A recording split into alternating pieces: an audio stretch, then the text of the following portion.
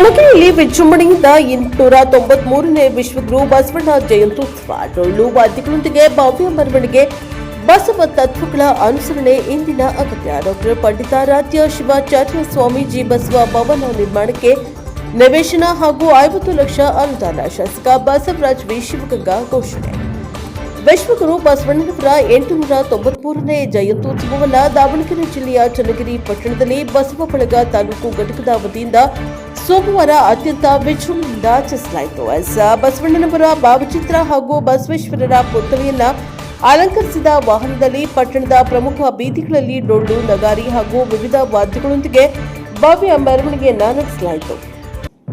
ಮೆರವಣಿಗೆಯಲ್ಲಿ ಬಸವ ಭಕ್ತರು, ವಿವಿಧ ಸಂಘಟನೆಗಳ ಪದಾಧಿಕಾರಿಗಳು, ಮಹಿಳೆಯರು, ಯುವಕರು ಹಾಗೂ ಎಲ್ಲ ಸಮುದಾಯಗಳ ಮುಖಂಡರು ಭಾಗವಹಿಸಿ ಬಸವಣ್ಣನವರ ಜಯಘೋಷ ಮುಳುಗಿಸಿದರು. ಜೈ ಬಸವಣ್ಣ, ಕಾಯಕವೇ ಕೈಲಾಸ, ಸಮಾನತೆ, ಬಸವ ತತ್ವ ಎಂಬ ಘೋಷಣೆಗಳು ಪಟ್ಟಣಾದ್ಯಂತ ಮುಳುಗಿದ್ದವು. ಬಳಿಕ ಪಟ್ಟಣದ ಜವಳಿ ಸಮುದಾಯ ಭವನದಲ್ಲಿ ನಡೆದ ಜಯಂತ್ಯೋತ್ಸವ ಸಮಾರಂಭದ ನೇತೃತ್ವವನ್ನು ಸಾಣೇಹಳ್ಳಿ ಶಾಖಾಮಠದ ಡಾಕ್ಟರ್ ಪಂಡಿತಾರಾಧ್ಯ ಶಿವಾಚಾರ್ಯ ಸ್ವಾಮೀಜಿ ವಹಿಸಿ ಮಾತನಾಡಿದರು.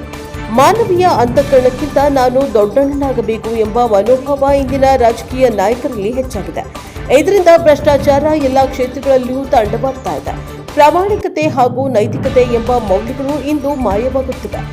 ಬಸವಣ್ಣನವರ ತತ್ವಗಳು ಕೇವಲ ಪುಸ್ತಕಗಳಿಗೆ ಸೀಮಿತವಾಗದೆ ನಮ್ಮ ಬದುಕಿನಲ್ಲಿ ಅಳವಡಿಸಿಕೊಳ್ಳಬೇಕು ಎಂದು ತಿಳಿಸಿದರು. ಕರುಣೆ, ಪ್ರೀತಿ ಹಾಗೂ ಅಂತಃಕರಣದ ಮೌಲ್ಯಗಳು ಕ್ಷೀಣಿಸ್ತಾ ಇರುವ ಕಾರಣ ಸಮಾಜದಲ್ಲಿ ಇಂದು ಅಶಾಂತಿ, ದುಃಖ ಹಾಗೂ ಅಸಮಾನತೆ ಹೆಚ್ಚುತ್ತಿದೆ. ಬಸವಣ್ಣನವರು ಎಂದಿಗೂ ತಮ್ಮನ್ನ ಶ್ರೇಷ್ಠರೆಂದು ಹೇಳಿಕೊಳ್ಳಲಿಲ್ಲ.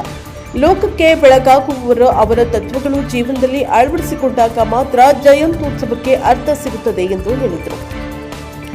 ಕಾರ್ಯಕ್ರಮದಲ್ಲಿ ಮಾತನಾಡಿದ ಶಾಸಕ ಬಸವರಾಜ್ ವಿ ಶಿವಗಂಗಾ, ಬಸವಣ್ಣನವರ ಆಚಾರ ವಿಚಾರಗಳನ್ನು ನಾನು ವೈಯಕ್ತಿಕ ಜೀವನದಲ್ಲಿಯೂ ಅಳವಡಿಸಿಕೊಂಡಿದ್ದೇನೆ. ಚನ್ನಗಿರಿಯ ಬಸವ ಬಳಗದವರು ಬಸವ ಭವನ ನಿರ್ಮಾಣಕ್ಕಾಗಿ ನಿವೇಶನ ನೀಡುವಂತೆ ಮನವಿ ಮಾಡಿದರು. ಅದರಂತೆ ಮುದ್ದೇನಹಳ್ಳಿ ಗ್ರಾಮದ ಬಳಿ 1 ಎಕರೆ ಜಮೀನು ಮಂಜೂರು ಮಾಡಲಾಗಿದೆ. ಜೊತೆಗೆ ಭವನ ನಿರ್ಮಾಣಕ್ಕಾಗಿ 50 ಲಕ್ಷ ರೂಪಾಯಿ ಅನುದಾನವನ್ನು ನೀಡಲಾಗುವುದು ಎಂದು ಹೇಳಿದರು.